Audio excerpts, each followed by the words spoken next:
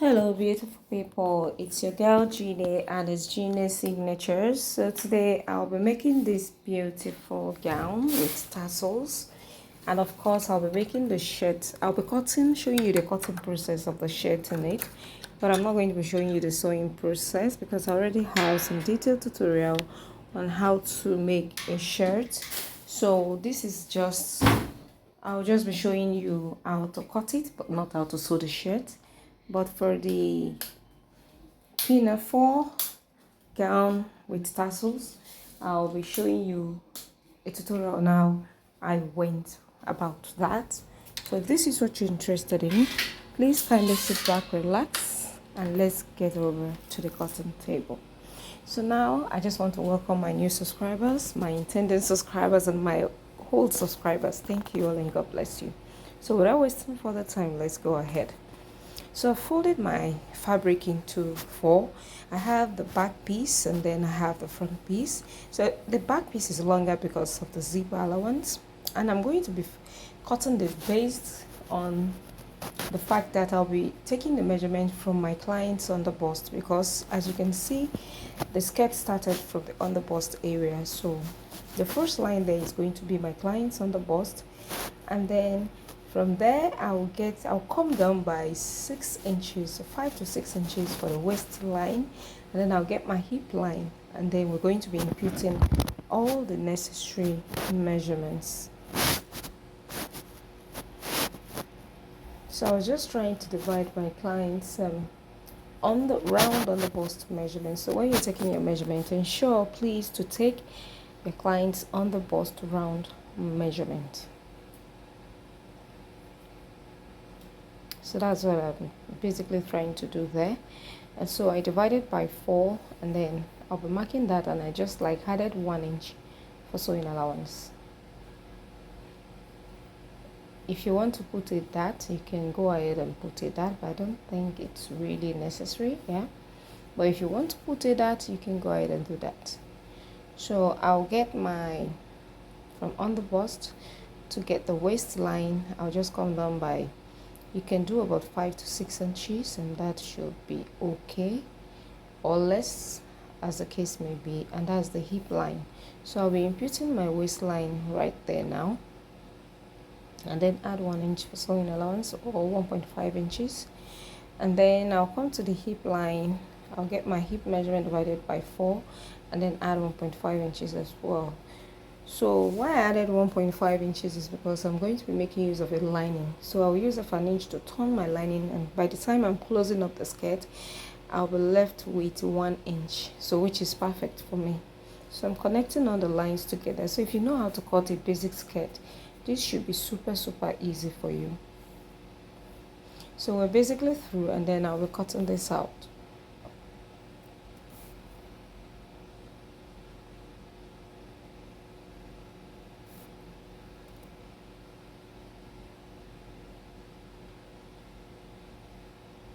Now my client made use of a stretchy fabric. I would advise against that. I would advise you go for a crepe fabric. This is like a soft scuba, and it really gave me a tough time when I was making it. So I would advise you go for a crepe. It's better to go for a crepe fabric. So I've indicated my zipper, and then I slitted the back open like so. So this is what we have. We have our front piece, and then we have our back pieces. So now I'm just going to be setting this aside, and then we'll go over to the pinafore side. So for the pinafore, it's quite easy. Just fold your fabric into 2 like this, and then from your shoulder to your underbust measurement, please kindly take note of that. So for my client, from my shoulder to underbust is 16 inches. Now instead of me cutting 16, because of course 16 is going to be in the front and 16 is going to be at the back, so automatically that should give me about 32 inches. So instead of me cutting 32 inches long, I cut out 33 inches long, half an inch to join it on the waist in the front, and half an inch to join the waist at the back. I didn't want it to have any joining on the shoulder area.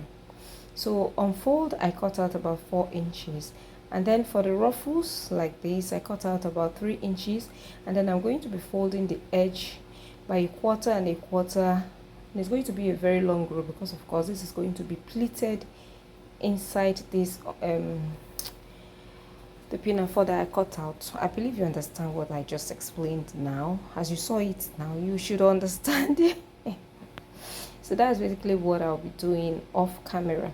So by the time I come back and attach it, it's going to be looking like this. So let me quickly go ahead and do that, and then I'll be right back to show you. But before then, let's go over to cutting of the shirt. Now for the shirt, I've already folded my fabric into two. I'm cutting out the back piece first. So for the first, you just need to unfold your hip measurements and then some sewing allowances and then the length of your shirt. For my client, she's a very tall client. That's why the mannequin is not really the size of the clothes, or the clothes is not the size of the mannequin anyway. So I've gotten my shoulder measurement and then I came down for my armhole measurement. How do you do that? Just divide your bust measurement by 6 and then you add 1.5 inches and then you'll be getting your armhole.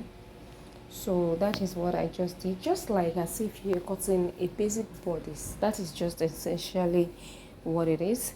So the only thing is that the neck width, you don't need to make your neck width wide because it's going to be a shirt, it's going to be having a collar. So you need to be very careful. So for the neck width, I made use of 2 1/4. It's always better it's smaller so that you can increase it later before cutting out your collar. Because if it's too wide, you're going to be running into a whole lot of problems. So I would advise you make it smaller before going ahead to cut it out. So I just indicated my bust measurement divided by 4. I added some allowances for ease and then I added 1 inch for sewing allowance because of course this is a shirt, you don't need it tight, you need it to be free on your client. And so I'll go over to my waist measurement. I got my half length and then I imputed my waist measurement, added some allowances for ease and then 1 inch sewing allowance, and then I went to the base of the shirt. I imputed my hip measurement and then of course I added some allowances and sewing allowances as well. So I'm just basically connecting this. Remember, this is the back piece. I'm cutting out the back piece first before cutting out the front piece. So this is what we have, and so we'll just go ahead and cut this out. So before that, let me just make this a little bit slanted at the side. I don't want it all pointy, yeah, so I'm just slanting this like so, and then I'll be cutting this out.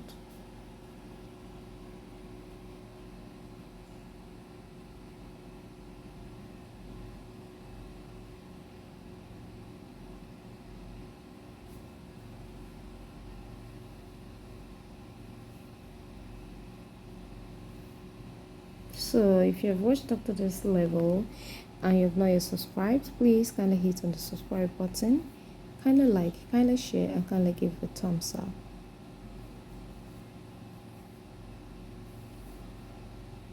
So we have a back piece, and so we're going to be folding our fabric again so that we're going to be cutting out the front piece.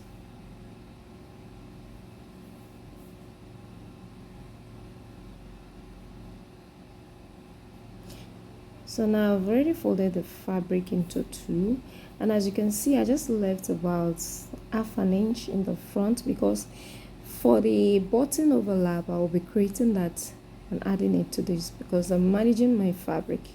The client's fabric is not going to be enough to do this, so I'm going to be adding that separately. But if you want to cut yours together, just check out my tutorial that I did on how to cut a shirt. It's very, very detailed, trust me. So I'm basically cutting out exactly what I have there.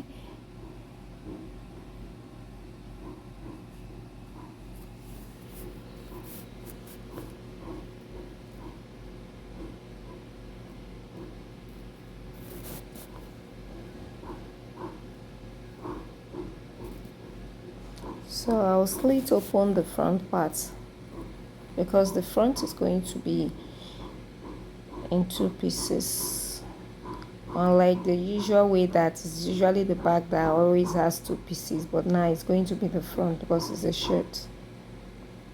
So I've slitted that and I'm nudging the half inch so that when I want to do my button overlap, I'll be using the sewing allowance that I left there. So you can see it. Sorry if you're hearing any noise, I beg. Please forgive. So this is what I was just trying to explain. I'll cut out a long piece and then attach it to create my button overlap. And I'll be making use of about 1 inch to do that. So this is the front piece, and when I've through, that's when I will be cutting out the neckline. For the neckline, I came down by 3 inches later for the neck depth. So now to cut out the sleeve, this is just like a basic sleeve. This is just the normal. So I already have tutorials or tons of tutorials on how to go about this as well. So if you feel this was too fast forward, you can just check out my tutorials and you'll be glad you did. So I'm just basically cutting out the sleeves here. Anyway, this shirt tutorial or showing how to cut this shirt was just like a bonus, yeah.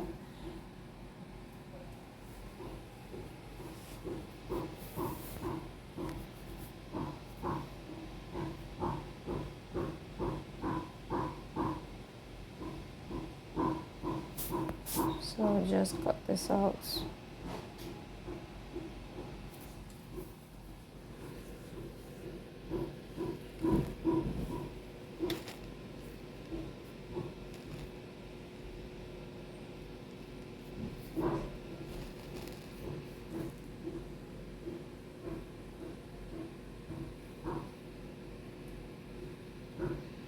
So I've gone ahead to turn my skirt with the lining. As you can see, I cut out exactly the same thing. I gave it a full lining. I'm not even giving it a press here at all. That's why it's looking all poof. So you can see what I was explaining that time, that you just pleat in those things in the middle like so, sandwich it in between.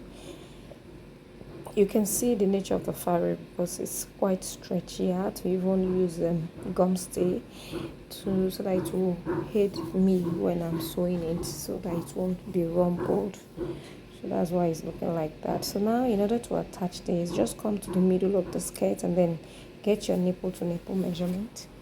So for my clients, the nipple to nipple is 8, so I marked 4 on both sides. That's 8, and then I'll be placing it in between my lining. So at the waist area, you can see that I did not close it up. It was intentional. I left it so that by the time I'm attaching the pinafore loops, it will be neat and easy. So I'm going to sandwich it in between, folding half an inch on my main fabric and then on the lining, and then sew a tiny stitch on the waist area like that, just to give it a neat and perfect finishing.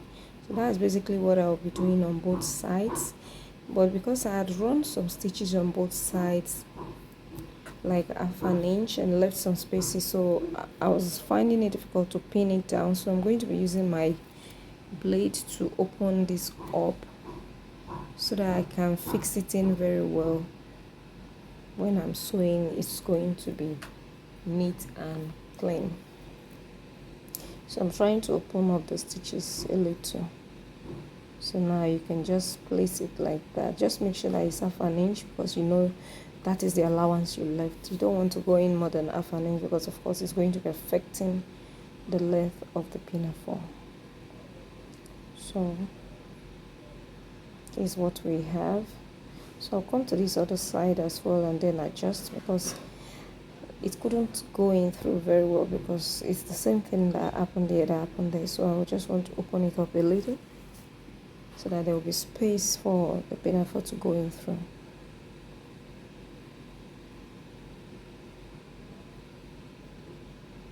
So now I'll just place it in like this and then use my pin to hold it down, so that when I'm sewing it, it's folding half an inch on the lining and half an inch on the main fabric, and then run across it like that. Make sure it's going to be a very tiny stitch, and then you're going to be flipping over to the back and then flip it over like so, in order to mark where you're going to be attaching the back as well. So for the back, you need to consider that there's going to be a zipper at the back. I've not attached the zipper. The zipper is going to be 1 inch.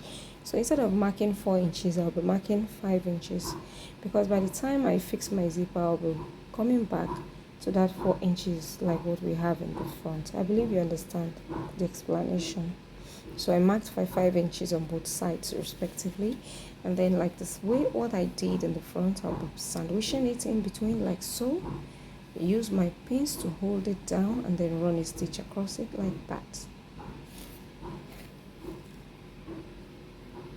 And that's basically what I'll be doing here as well. Just place it in like so. Use your pins to hold it down.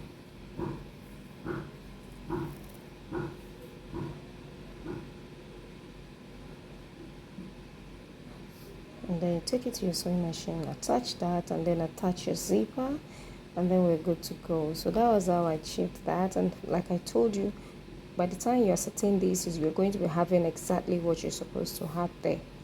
So I'm basically through with the tutorial. Like I told you, I was not going to be showing you how to make this shirt.